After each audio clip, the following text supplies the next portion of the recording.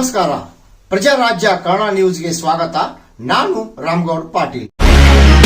ಹಿಂದೂ ಅನ್ನುವಂಥದ್ದು ಧರ್ಮ ಅಲ್ಲ, ಹಿಂದೂ ಅನ್ನೋದು ಒಂದು ಜೀವನ ಶೈಲಿ. ಮಾಜಿ ಸಂಸದ ರಮೇಶ್ ಕತ್ತಿ. ಹಿಂದೂ ಅನ್ನುವಂಥ ಧರ್ಮ ಇಲ್ಲ, ಹಿಂದೂ ಅನ್ನುವಂಥ ಧರ್ಮ ಇಲ್ಲ. ಹಿಂದೂ ಅನ್ನೋದು ಹಿಮಾಲಯ ಪರ್ವತ, ಹಿಂದ ಮಹಾಸಾಗರ, ಸಿಂಧ್ ಸಂಸ್ಕೃತಿ, ಇದರ ನಡುವಿಂದ ಬಂದಿರತಕ್ಕಂಥ ಜನ ನಾವು ಹಿಂದೂಗಳು. ಹಿಂದೂ ಅನ್ನೋದು ಒಂದು ಜೀವನ ಶೈಲಿ, ಹಿಂದೂ ಅನ್ನೋದು ಒಂದು ಜೀವನ ಶೈಲಿ. ನಮ್ಮೆಲ್ಲರ ಮೂಲ ಸನಾತನ ಧರ್ಮ. ಸನಾತನ ಧರ್ಮ ಉಳಿಸಬೇಕು, ಬೆಳೆಸಬೇಕು, ಇತಿಹಾಸ ಓದಬೇಕು, ಸಂಸ್ಕಾರವಂತರಾಗಬೇಕು ಎಂದ ಮಾಜಿ ಸಂಸದ ರಮೇಶ್ ಕತ್ತಿ.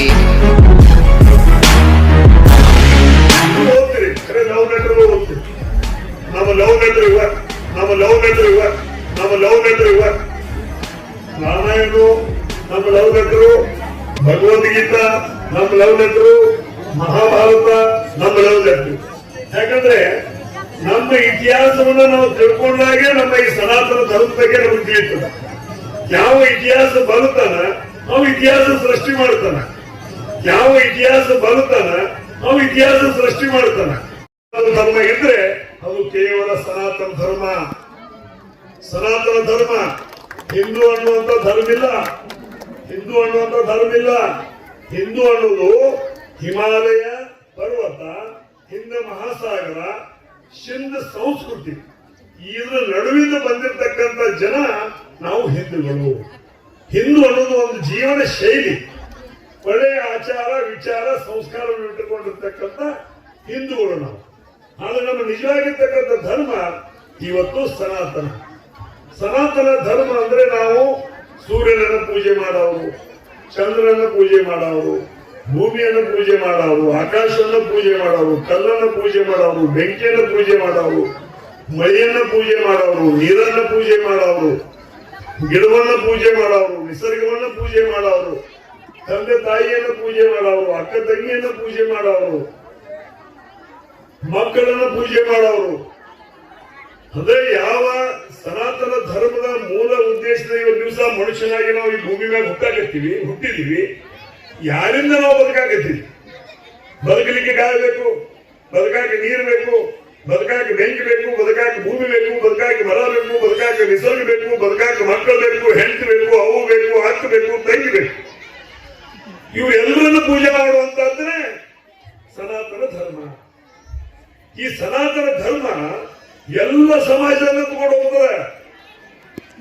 ಇವತ್ತು ಸನಾತನ ಧರ್ಮದಲ್ಲಿ ಅದ ನಂತರ ಸಾಕಷ್ಟು ಧರ್ಮಗಳು ಬಂದು, ಇವತ್ತು ಮಹಾವೀರ ತೀರ್ಥಂಕರು ಬಂದು ಜೈನ ಧರ್ಮವನ್ನು ಸ್ಥಾಪನೆ ಮಾಡಿದ್ರು. ಇವತ್ತು ಬಸವಣ್ಣವರು ಬಂದು ಲಿಂಗಾಯತ ಧರ್ಮವನ್ನು ಸ್ಥಾಪನೆ ಮಾಡಿದ್ರು. ಇನ್ನೊಬ್ರು ಬಂದು ವೀರಶೈವ ಲಿಂಗಾಯತ ಸ್ಥಾಪನೆ ಮಾಡಿದ್ರು. ಸಿಖ್ ಧರ್ಮವನ್ನು ಸ್ಥಾಪನೆ ಮಾಡಿದ್ರು. ಇವತ್ತು ಇಸ್ಲಾಂ ಧರ್ಮವನ್ನು ಸ್ಥಾಪನೆ ಮಾಡಿದ್ರು. ಇವತ್ತು ಕ್ರೈಸ್ತ ಧರ್ಮವನ್ನು ಸ್ಥಾಪನೆ ಮಾಡಿದ್ರು. ಅನೇಕ ಧರ್ಮಗಳು ಸ್ಥಾಪನೆ ಆದವು. ಖರೆ ಮೂಲ ಧರ್ಮ ಯಾವುದು ಅನ್ನೋದು ಗೌರವ ಪಟ್ಟುಕೊಳ್ಳುವಂಥದ್ದು ಸನಾತನ ಅನ್ನೋದು ನಮ್ಮ ಮೂಲ ಧರ್ಮ ಅನ್ನೋದು ದಯಮಾಡಿ ಅರ್ಥ ಮಾಡ್ಕೊಳ್ಳಿ. ಸನಾತನ ಅನ್ನೋದು ಇದ್ರಿಕಿಲ್ಲ ಅಂದ್ರೆ ಇವ್ಯಾವ ಧರ್ಮ ಹುಟ್ಟಿರ್ಕಿಲ್ಲ. ಈ ಸನಾತನ ಅಂದ್ರೆ ನಾವು ಉಳಿಸ್ಕೊಂಡು ಹೋಗ್ಬೇಕು. ನಮ್ಮ ವ್ಯಕ್ತಿಗೆ ಏನಾದ್ರೂ ಭಿನ್ನಾಭಿಪ್ರಾಯ ಇದ್ರೂ ಸಹಿತ ಸನಾತನ ಸಲುವಾಗಿ ನಾವೆಲ್ಲ ಒಂದಾಗಬೇಕು. ಆ ಸನಾತನವನ್ನು ಉಳಿಸಬೇಕು, ಬೆಳೆಸಬೇಕು, ಸಂಸ್ಕಾರವನ್ನು ಉಳಿಸಬೇಕು, ಬೆಳೆಸಬೇಕು. ಈ ನಿಟ್ಟಿನಲ್ಲಿ ಇವತ್ತು ದಿವಸ ನಾವು ಈ ಶಿಖರ ಹನುಮಪ್ಪ ಕಟ್ಟೈತಿ, ಹನುಮಪ್ಪನ ಮೂರ್ತಿ, ಹನುಮಪ್ಪನ ಗುಡಿನೂ ಐತಿ, ಮೂರ್ತಿ ಐತಿ, ಶಿಖರ ಹಾಕ್ಬೇಕಾಗೈತಿ. ಅದು ನಮ್ಮ ಸಂಸ್ಕಾರ. ಶಿಖರ ಇಟ್ಟಾಗಲೇ ಪರಿಪೂರ್ಣವಾಗಿರ್ತಕ್ಕಂಥ ಒಂದು ಗುಡಿಗೆ ಹೋಗಿ ನಾವು ದರ್ಶನ ತಗೊಳ್ಳೋಕೆ ಅವಕಾಶ ಆಗ್ತೈತಿ. ಅದಕ್ಕೆ ಶಿಖರ ಇವತ್ತು ಬಹಳ ಅವಶ್ಯ. ಆಗಿರುವಂತ ಕೆಲಸ ಕಾರ್ಯವನ್ನ ಇವತ್ತು ದಿವಸ ತಾವು ಮಾಡ್ತಾ ಇರ್ತಕ್ಕಂಥ ಸಂದರ್ಭದಲ್ಲಿ ಈ ಸನಾತನ ಧರ್ಮವನ್ನ ಉಳಿಸಿ ಬೆಳೆಸಬೇಕಾದ್ರೆ ನೀವು ನೋಡಿ, ಇವತ್ತು ಬೇರೆ ಬೇರೆ ಧರ್ಮದವರು ಅವ್ರದೇ ಅಧ್ಯಾಯಗಳನ್ನು ಓದ್ತಾ ಇದ್ದಾರೆ, ಧರ್ಮ ಗ್ರಂಥಗಳನ್ನು ಓದ್ತಾ ಇದ್ದಾರೆ. ಇವತ್ತು ಕ್ರಿಶ್ಚಿಯನ್ರು ಬೈಬಲ್ ಅವನ್ನು ಓದ್ತಾ ಇದ್ದಾರೆ. ನಮ್ಮವ್ರು ಯಾಕೆ ಭಗವದ್ಗೀತಾ ಓದಾಗತ್ತಿಲ್ಲ? ಇನ್ನೊಬ್ರು ಪುರಾಣವನ್ನು ಓದ್ತಾ ಇದ್ದಾರೆ. ನಮ್ಮವ್ರು ಯಾಕೆ ಭಗವದ್ಗೀತಾ ಓದಾಗತ್ತಿಲ್ಲ? ಅನೇಕ ಸನ್ಯಾಸಿಗಳಿದ್ರೂ ಸಹಿತ ಇವರು ಸಿಖ್ರು ಗುರು ಗ್ರಂಥವನ್ನು ಓದ್ತಾರೆ. ಅವರವರ ಗ್ರಂಥಗಳನ್ನ ಅವರು ಬಾಯ್ಪಾಟ ಅವರು ಓದುವಾಗ, ಅವರ ಪೀಳಿಗೆ ಓದುವಾಗ ನಮ್ಮ ಗ್ರಂಥಗಳನ್ನ, ನಮ್ಮ ಮಹಾಭಾರತ, ನಮ್ಮ ರಾಮಾಯಣ, ನಮ್ಮ ಭಗವದ್ಗೀತೆಗಳನ್ನ ನಾವು ಓದ್ತಾ ಇಲ್ಲ. ಅದಕ್ಕೆ ದಯಮಾಡಿ ಎಲ್ಲರಿಗೂ ಒಂದು ವಿನಂತಿ ಮಾಡ್ತೀನಿ.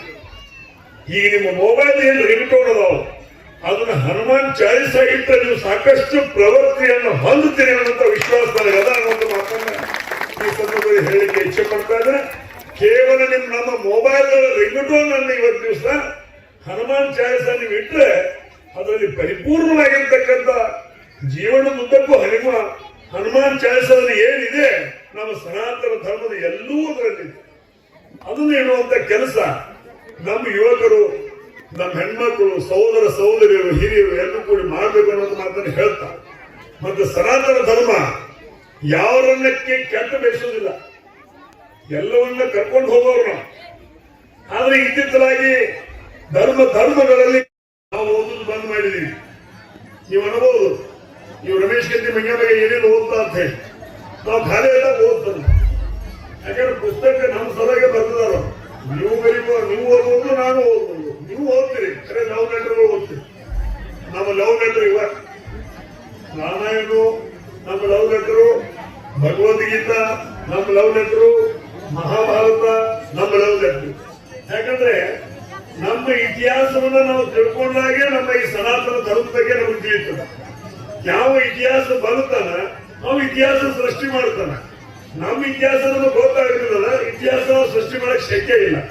ಅದಕ್ಕೆ ನಮ್ಮ ಧರ್ಮದ ತಿಳುವಳಿಕೆ ನಾವು ತಿಳ್ಕೊಂಡು ಅದನ್ನ ಸೃಷ್ಟಿ ಮಾಡುವಂತ ಪ್ರಯತ್ನ, ಆ ಸಂಸ್ಕಾರದಲ್ಲಿ ಮುಂದುವರಿಯುವಂತ ಒಂದು ಪ್ರಯತ್ನ ಈ ನಮ್ಮ ಸನಾತನ ಧರ್ಮೀಯರಿಂದ ಆಗಬೇಕು ಅನ್ನೋದು ಮಾತನ್ನು ಹೇಳ್ತಾ, ಇವತ್ತು ನಮ್ಮಪ್ಪ ಈ ಸನಾತನ ಧರ್ಮದ ಒಂದು ವ್ಯಾಖ್ಯಾನವನ್ನು ಹೇಳ್ತಾರೆ.